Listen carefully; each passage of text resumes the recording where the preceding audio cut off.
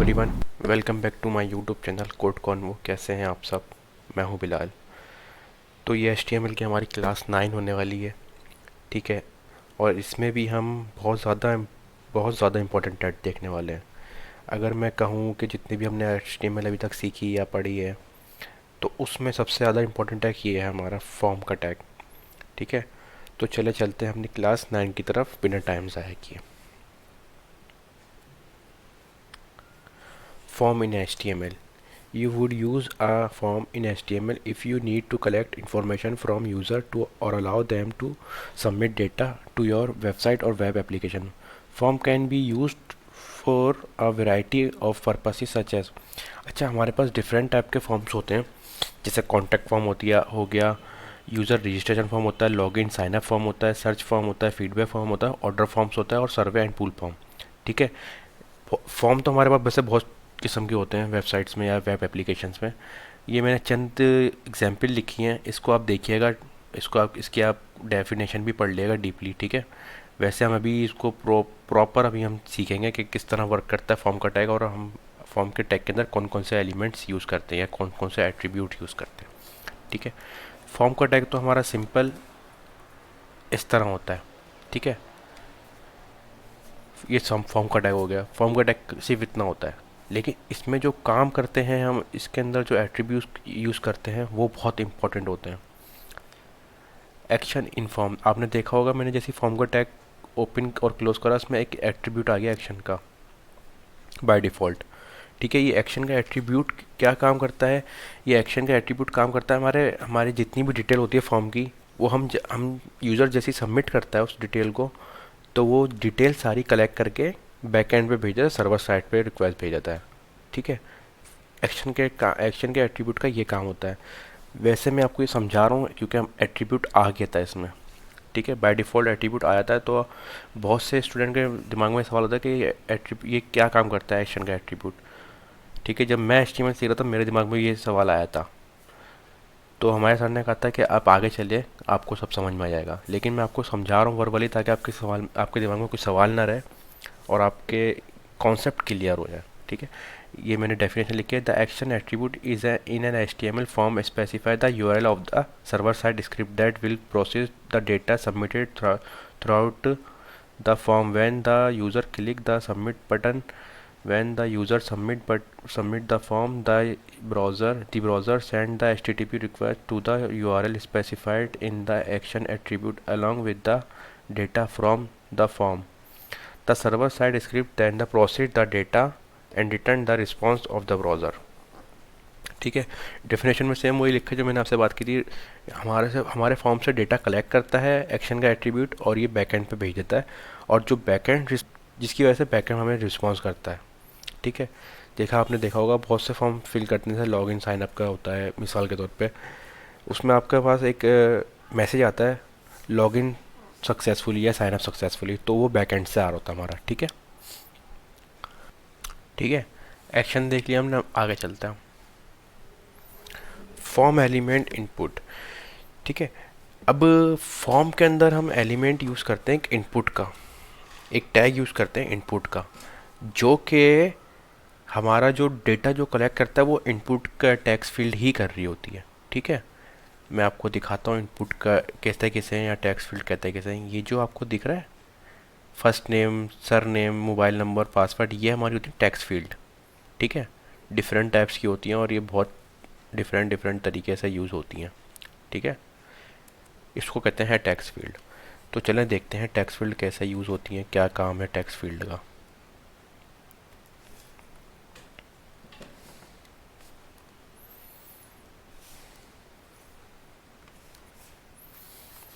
देखें, input type tax आ गया इसमें, ठीक है।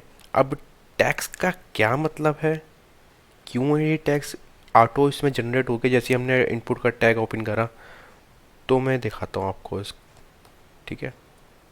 ये देखें, ये बनकर आ गया हमारे पास इनपुट टाइप। टैक्स का मतलब होता ही यही है।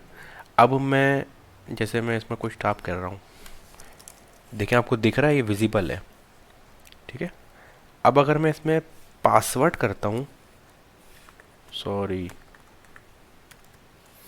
अब अगर मैं इसमें पासवर्ड करता हूँ तो ये देखें हिडन हो जाएगा। पासवर्ड हमारा जैसे नहीं दिखता ना, हिडन होता है, तो वह हिडन हो गया। ठीक है, इस तरह से हमारे पास डिफरेंट टाइप्स की इनपुट्स होते हैं, हम उसको यूज़ करते हैं इस तरह। सेम ऐसे ही इसमें एक होता है प्लेस होल्डर। अब प्लेस होल्डर का क्या नाम है, ठीक है, इसको मैं टेक्स्ट कर देता हूँ ताकि हम प्रॉपर तरीके से एक फॉर्म बनाना सीख लें कि फॉर्म किस तरह बनता है। ठीक है, अब इसमें देख रहे हैं बैकग्राउंड पे एक नाम लिखा हुआ आ गया, यूज़र नेम। ठीक है, अब मैं जैसे इसमें टाइप करूँगा ना, वो जो बैकग्राउंड पे प्लेस होल्डर में मैंने लिखा था वो रिमूव हो जाएगा। प्लेस होल्डर का ये काम होता है। ठीक है,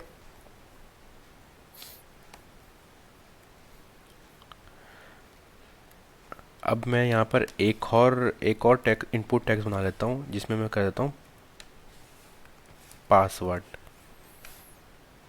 ठीक है, यहाँ पे भी मैं पासवर्ड कर देता हूँ।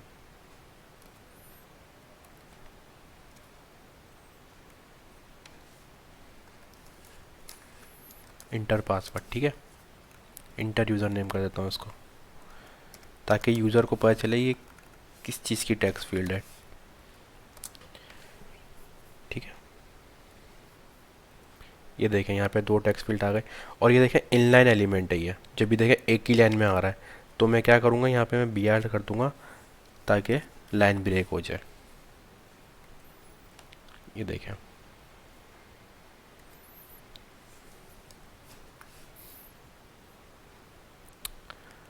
ठीक है।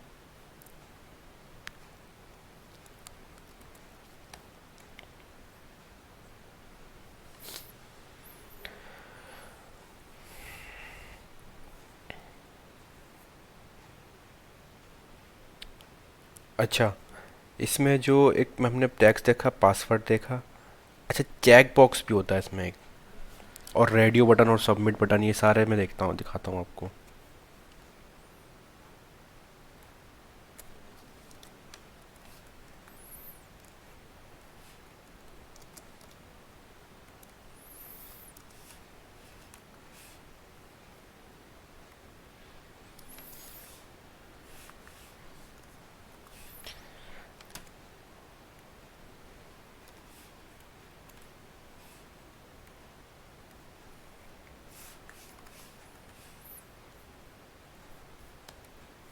ठीक है, हमने देखा होगा बहुत जगह पे ही हमें ऐसे चेक बॉक्स मिलते हैं, तो वो इनपुट टैक्स फील्ड ही होता है, बस उसमें जैसे हमने अभी टैक्स लिखा तो उसमें टैक्स आ गया, पासवर्ड लिखा तो पासवर्ड आ गया। इसी तरह हम अगर इसमें ईमेल लिखते हैं तो ईमेल आ जाएगा। अब ईमेल आएगा कैसे वो भी मैं दिखाता हूँ। ठीक है, ईमेल आ गया। अब मैं जैसे यहाँ पे कुछ भी फिल करूँगा ना,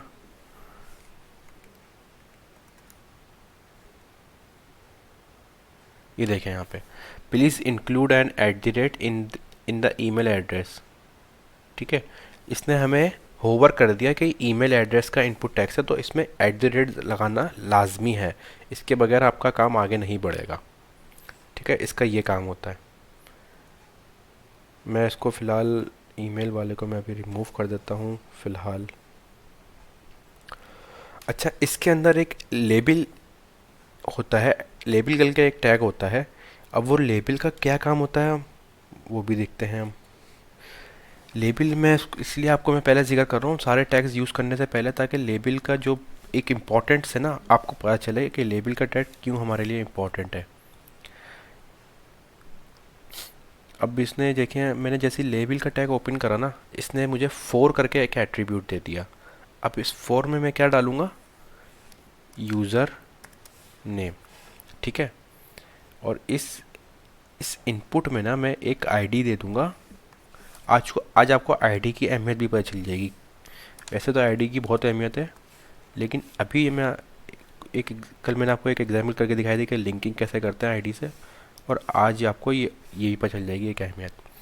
अच्छा, अब मुझे जैसे ये देखें, अब मुझे इसके ऊपर बताना है कि ये यूज़र नेम है। एक हेडिंग डली होती है, आपने देखा होगा, वो मैं इस लेबल के अंदर लिखूँगा, ना कि मैं पैराग्राफ में या मैं कुछ और चीज़ में नहीं लिखूँगा, इस लेबल के टैग के अंदर लिखूँगा।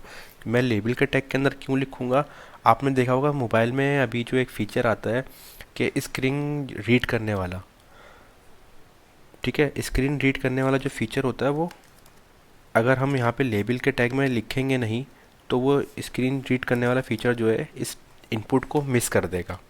ठीक है, तो लेबल का टैग एक तो ये काम भी करता है, और मैं आप देखें मैंने इस पर क्लिक करा तो ये इनपुट पे अपना इनपुट सेलेक्ट हो गया हमारा। ये क्यों सेलेक्ट हुआ, ये जो मैंने फॉर यूज़र नेम लिखा था और यहाँ पे मैंने आईडी भी यूज़र नेम दी है, तो ये इसकी वजह से मैं जो हूँ अपना टेक्स्ट सेलेक्ट कर रहा हूँ और वो मेरा इनपुट को सिलेक्ट हो रहा है, मेरा इनपुट सेलेक्ट हो रहा है। ठीक है, मैं आपको ये मैंने देखा भी आईडी हटा दी। अब मैं टेक्स्ट को सिलेक्ट करूँगा तो देखें टेक्स्ट सेलेक्ट कर रहा हूँ लेकिन इनपुट सिलेक्ट नहीं हो रहा। ठीक है, अब मैं दोबारा से मैं वही करता हूँ, आईडी लगा देता हूँ दोबारा से, तो ये देखें मैं टेक्स्ट पे क्लिक करूँगा फ़ौरन इनपुट पे क्लिक हो जाएगा। ठीक है, तो ये अहमियत है लेबल की। यहाँ पे मैं एक बी आर लगा देता हूँ ताकि लाइन तो ब्रेक हो, थोड़ा अच्छा सा लगे। और मैं फॉर्म स्टार्ट होने से पहले एक सेकंड यहाँ पे कर लेता हूँ H4 H3 करके हेडिंग दे लेता हूँ, रजिस्ट्रेशन फॉर्म।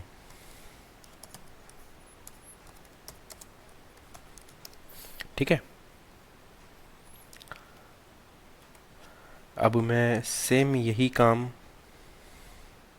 लेबल वाला मैं इस टैग पे भी दे देता हूँ, पासवर्ड वाले पे। ठीक है,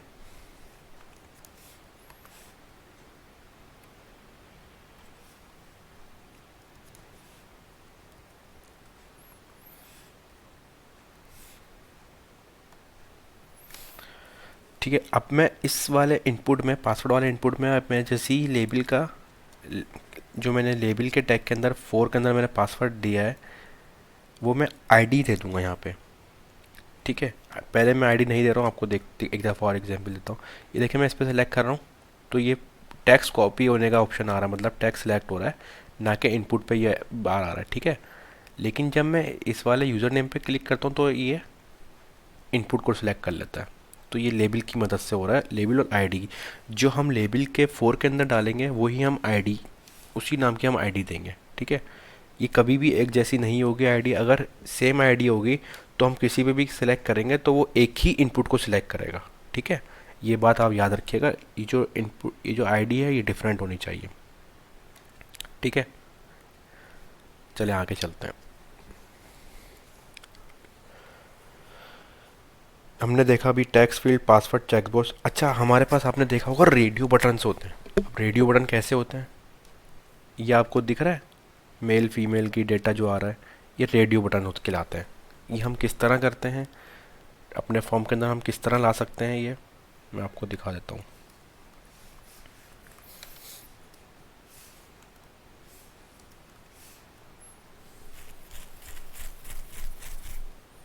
अच्छा, आप देख रहे होंगे जैसे इनपुट टाइप कर रहा हूँ बहुत सारे ऑप्शन दे रहा है वो।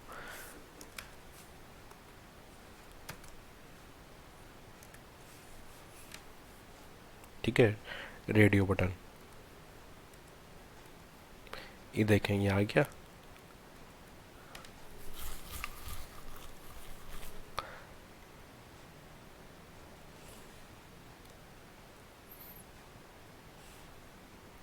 ये मैंने 3 रेडियो बटन बना दिए यहाँ पे। फिलहाल मैं अभी चेक बॉक्स हटा देता हूँ। ठीक है, अभी ये देखें रेडियो बटन तो देखें कस्टम होता है, मतलब किसी एक को हम सिलेक्ट कर सकते हैं, मल्टीपल हम सिलेक्ट नहीं कर सकते रेडियो बटन। ठीक है, लेकिन मेरे पास तो ऐसा नहीं हो रहा, मेरे पास तो सारे सिलेक्ट हो रहे हैं। तो मैं अब इसको किस तरह हैंडल करूँगा ये मैं आपको दिखाता हूँ। मैं पहले लेबल लगा देता हूँ। अच्छा, लेबल का टैग आप देख रहे होंगे मैं जो हूँ एक साथ क्लोज कर रहा हूँ, वैसे इसको ऐसे ही यूज़ करते हैं। लेकिन अगर आप चाहें जिस इनपुट का लेबल हो वो इसको यूँ भी क्लोज कर सकते हैं, कोई ऐसा इशू नहीं होता।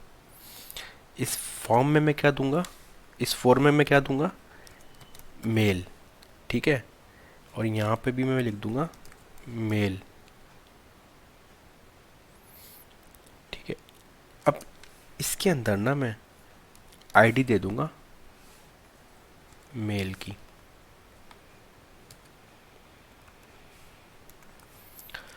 और एक एट्रीब्यूट मिलता है इसमें रेडियो बटन, हमें एक एट्रीब्यूट मिलता है इनपुट्स के अंदर वैल्यू का। ठीक है, अब वैल्यू क्या होगी, जैसे वैल्यू उसकी मेल ही हो जाएगी। ठीक है,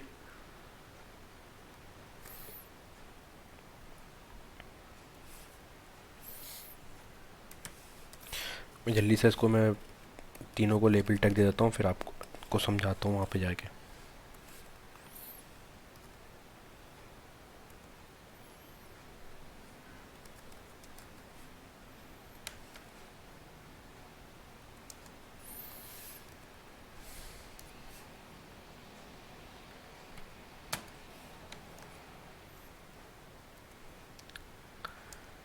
ठीक है, वैल्यू दे देता हूँ उसको फीमेल।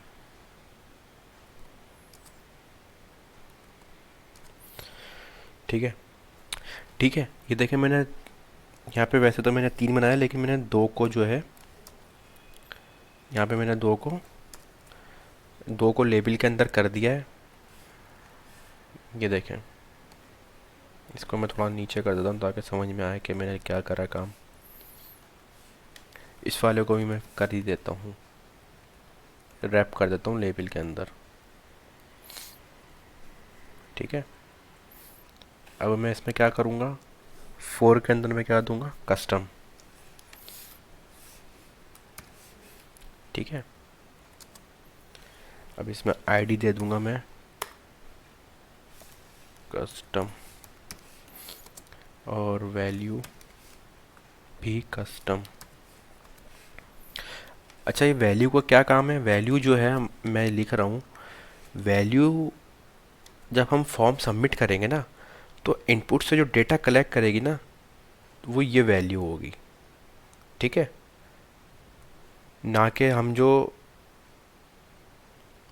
जैसे कस्ट हम यहाँ पे सिर्फ लेबल के ऊपर लिखेंगे, मैं लिख रहा हूँ जैसे कस्टम। ठीक है, अब जाहिर सी बात है वो इस कस्टम को ही सिलेक्ट करेगा।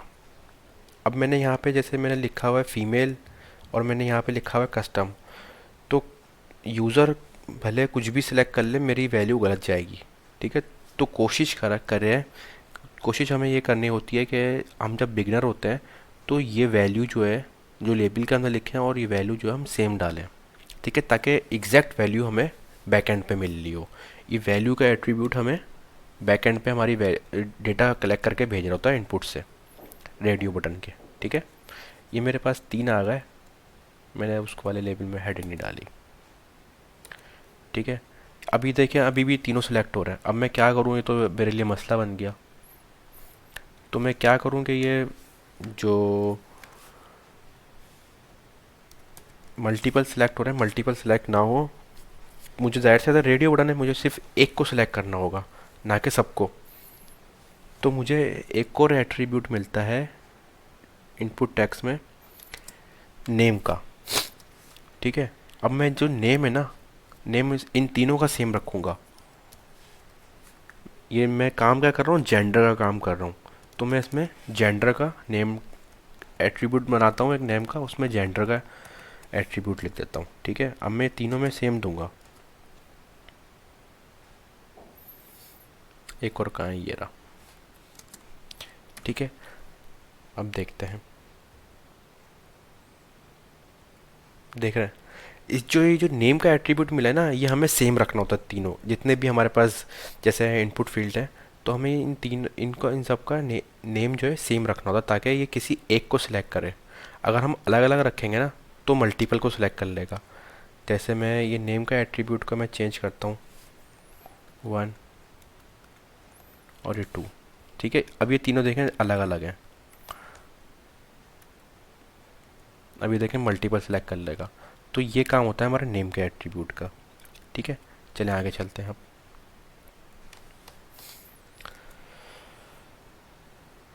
रेडियो बटन देख लिया हमने। अच्छा, सबमिट बटन भी होता है इसमें। हमारे पास बटन जो है ना, सबमिट बटन हमारे पास दो तरीके से होते हैं। एक तो हमारे पास सिंपल बटन का टैग होता है और एक हम इससे भी बनाते हैं।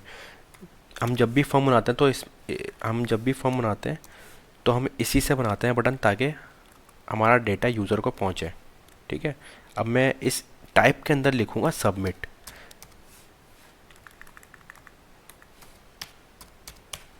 ठीक है, मैंने सबमिट लिखा। देख रहे हैं आप देख रहे होंगे जैसे भी इनपुट जो हमें अलग अलग दिख रहे हैं। जैसे मैंने पहली इनपुट बनाई थी उसमें टैक्स लिख दिया, हमें टैक्स चाहिए था। मैंने दूसरी इनपुट बनाई उसमें मैंने पासवर्ड लिख दिया, मुझे पासवर्ड चाहिए था। ठीक है, ये देखें। मैंने तीसरी इनपुट बनाई उसमें मैंने रेडियो बटन चाहिए था, मैंने रेडियो लिख दिया। अब मुझे आखिरी इनपुट चाहिए सबमिट बटन, तो मैंने सबमिट लिख दिया। ठीक है, ये देखें बटन बनकर आ गया मेरे पास, देख रहे हैं। ये देखें पेज भी, आप मुझे देख रहे होंगे पेज भी रिफ्रेश हो रहा है। अच्छा, ठीक है, मैंने इस बटन को मैंने वैल्यू दे दी सबमिट और टाइप भी दे दिया सबमिट, मेरा बटन बन गया। अच्छा, जो एक्शन का फॉर्म था ना, मैंने आपको बताया था ये सर्वर हमारी जो डेटा कलेक्ट करता है सर्वर पे भेजता है। मैं यहाँ पर एक एग्जाम्पल के तौर पे ये मैं लिख रहा हूँ ताकि आपको और क्लियर हो जाए डीप में। ठीक है, मैंने ये एक्शन में लिख दिया submit, submit dot P H P. अब मैं जैसे इस पर क्लिक करूँगा ना, ये देखें आ गया can not gate submit dot P H P. अगर मैं यहाँ पर अपने अगर ये मेरा ये लिंक जो submit dot P H P अगर वर्क कर रहा होता तो मेरा डेटा बैकएंड पे चले जाता और मुझे यहाँ पर रिस्पांस मिल जाता। ठीक है, अभी तो मैंने ये ऐसे एग्जाम्पल के लिए लगा रहा तो मेरा ये काम कैन नॉट गेट कर रहा है, डेटा गेट ही नहीं कर रहा। ठीक है, वीक का भी ये काम होता है, कलर का भी एक हम कलर अगर मैं इसमें इनपुट टाइप की जगह पर कलर लिखूँगा तो कलर्स आ जाएंगे सेलेक्ट करने के लिए। रेंज, इनमें रेंज इंपॉर्टेंट है।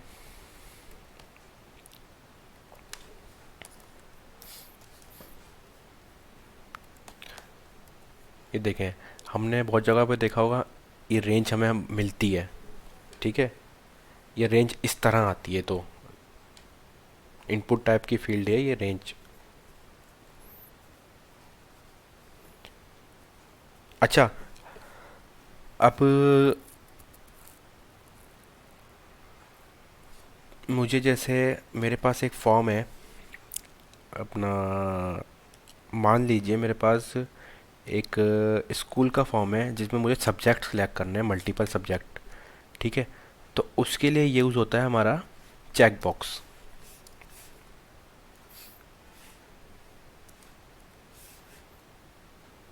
ठीक है, अब मेरे पास इसी तरह के मल्टीपल 1 2 3 4 5। ठीक है, अब मैं इसको लेबल के अंदर कर देता हूँ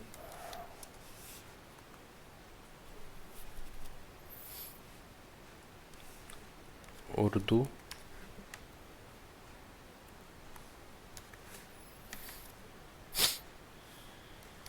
ठीक है,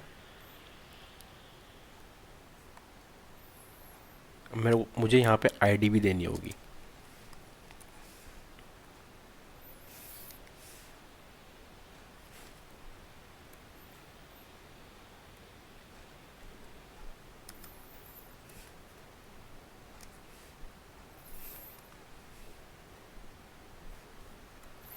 ठीक है, इस तरह से जैसे सब्जेक्ट मिलेंगे तो मैं इस तरह उसको सिलेक्ट कर लूँगा।